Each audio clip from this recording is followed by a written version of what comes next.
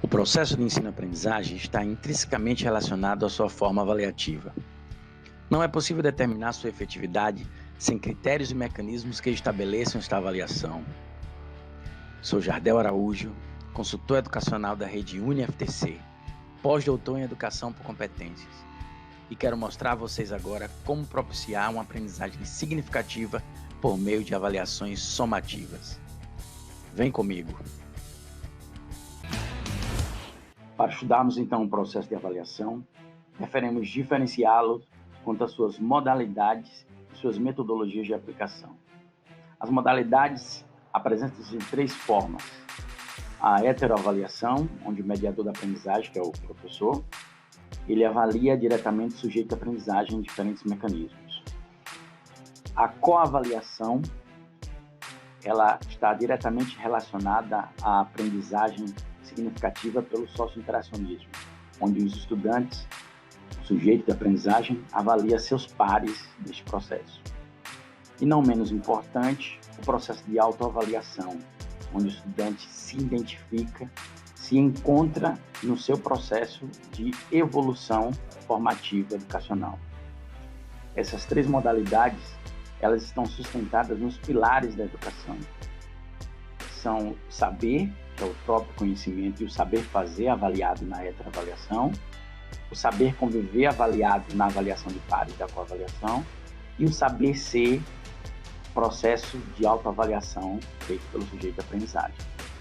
Logo, não há mecanismo nenhum significativo de avaliação da aprendizagem que não englobe as três modalidades. É essencial que existam as três no processo avaliativo. Quanto às metodologias do processo de avaliação, elas podem se classificar em somativa, que é pontual, mensurando diretamente resultados de aprendizagem, e formativas, onde a gente consegue avaliar um processo por meio da mensuração de diferentes pontos de avaliação.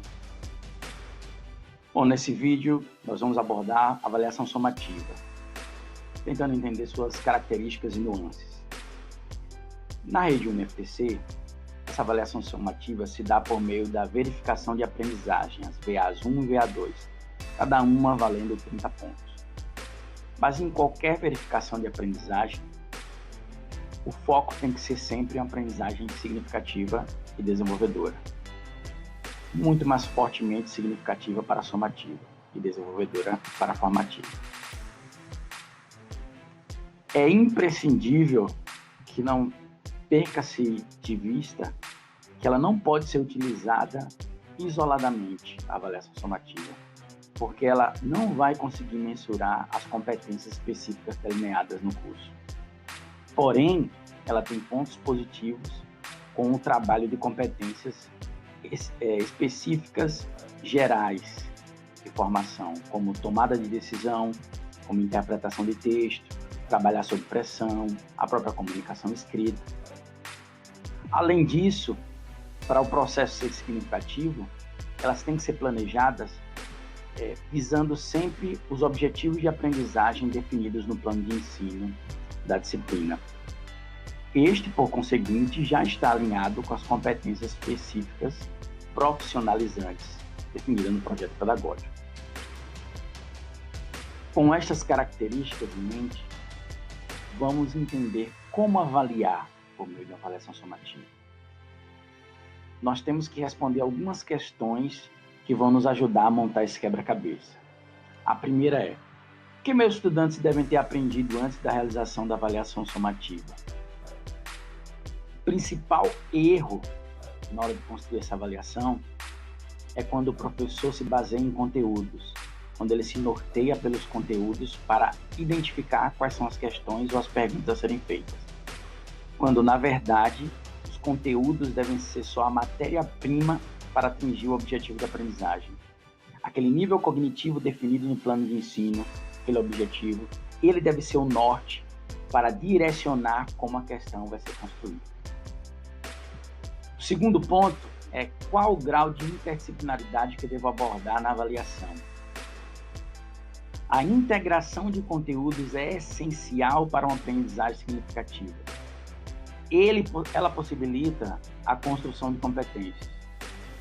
Logo, devemos identificar dentro do semestre qual tipo de contextualização eu vou trazer de outras disciplinas e qual tipo de integração eu posso estabelecer também para esse critério. Devemos também saber qual o nível de dificuldade das questões que eu devo elaborar. E aí, os níveis são sempre níveis cognitivos altos.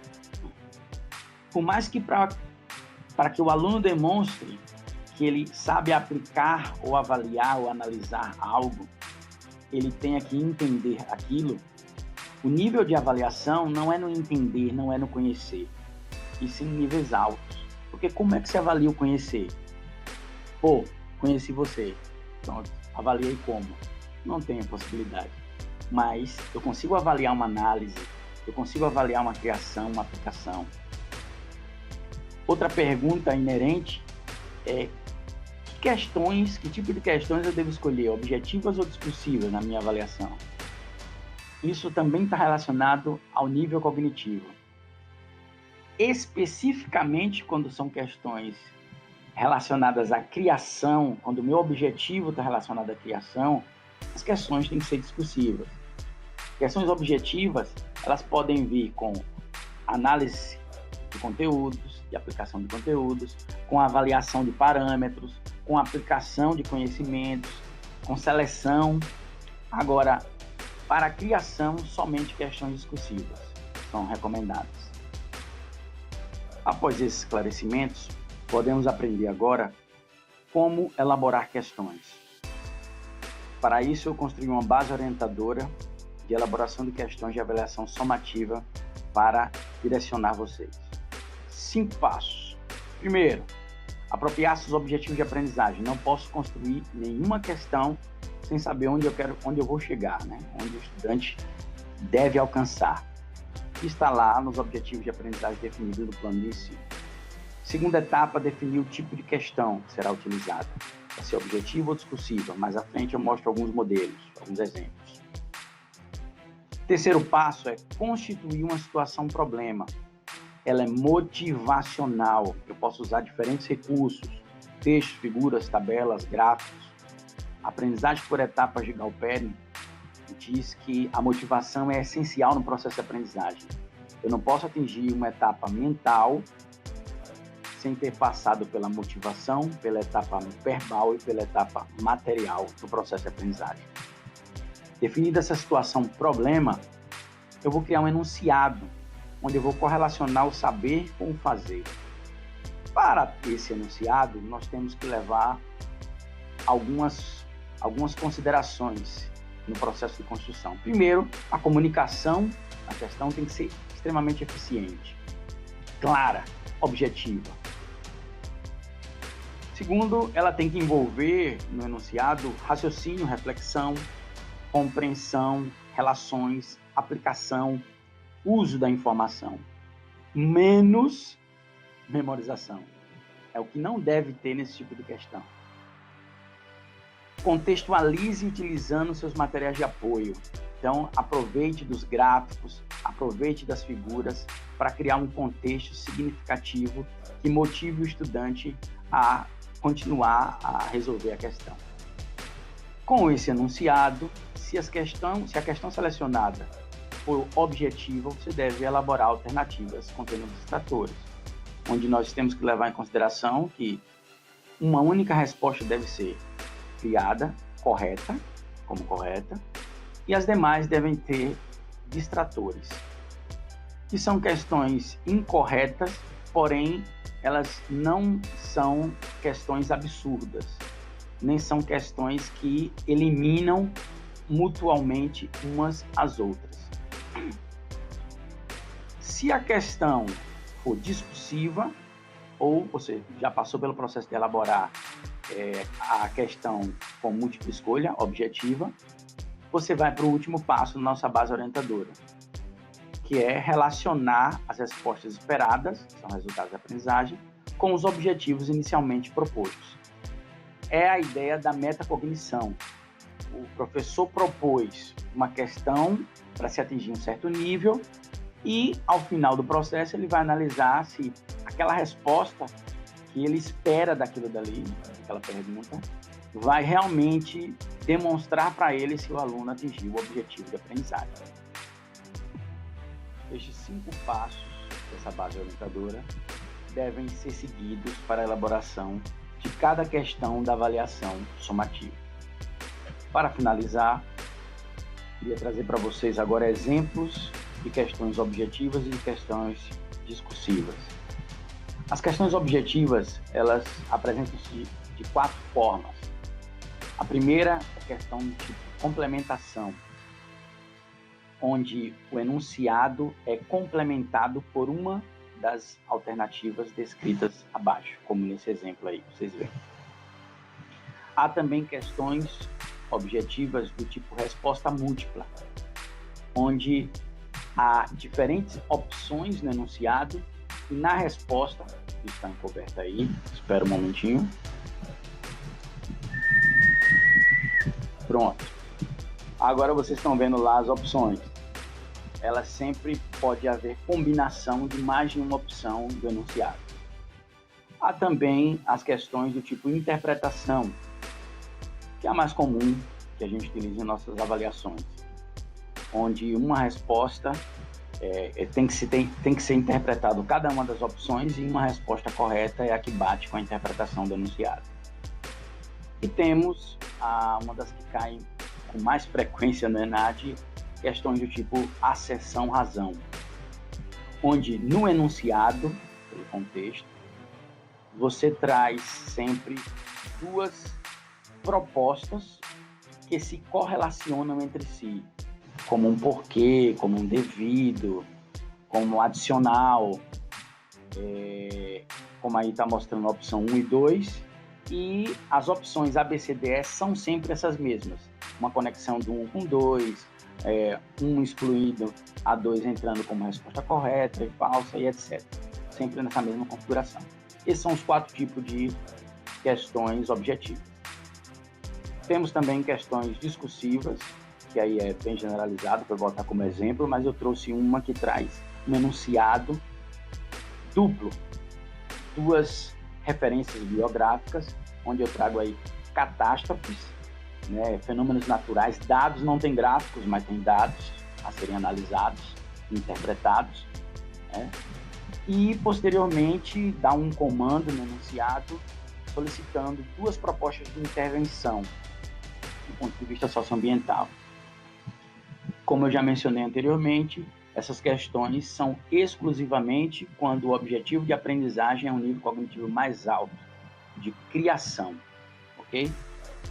Sabendo como construir agora as suas questões relacionadas a uma avaliação somativa, seguindo essa base orientadora, ou seja, partindo do princípio de que objetivos de aprendizagem devem ser alcançados, é incoerente nós analisarmos os resultados dessa avaliação só por meio de correção de conteúdos. Nós temos que identificar se esses objetivos de aprendizagem foram desenvolvidos e em que nível. Para tanto, para avaliar esses resultados de aprendizagem, recomenda-se uma matriz de valoração. Matriz de valoração esta composta por 2 componentes, indicadores e descritores.